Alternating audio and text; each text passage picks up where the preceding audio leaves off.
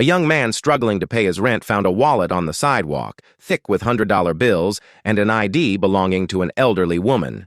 He looked around, saw no one, and quickly pocketed the cash, tossing the wallet into a nearby bin. Later that day, he received a knock on his door. A polite, well-dressed man introduced himself as a lawyer. "My client would like to meet the Good Samaritan who returned her wallet." Panicked but curious, the young man nodded and followed the man to a luxurious estate. There, the elderly woman greeted him warmly. "Thank you for your honesty," she said, smiling. "Most people wouldn't have returned it." Guilt flickered in his eyes, but he said nothing. She handed him a sealed envelope and said, "This is a small token of appreciation." When he got home, he opened the envelope. It was a check for $100,000. Overwhelmed with excitement, he used the money to launch a clothing business, posted about his good deed online, and quickly gained fame and fortune. But 6 months later, the same lawyer showed up again.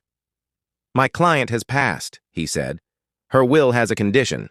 The person who returned her wallet must care for her disabled son for 1 year." The man hesitated, but the lawyer added, "Or repay the full amount with interest." Not wanting to lose everything, he agreed. The next day, he was introduced to the woman's son, a man in his 30s, bound to a wheelchair and prone to unpredictable behavior. The months that followed were exhausting. The man was shouted at, hit, and insulted daily. By the time the year ended, he was physically and emotionally drained. At the final meeting, the lawyer handed him a letter from the old woman. It read, "I knew you stole from me, but I also knew you needed help.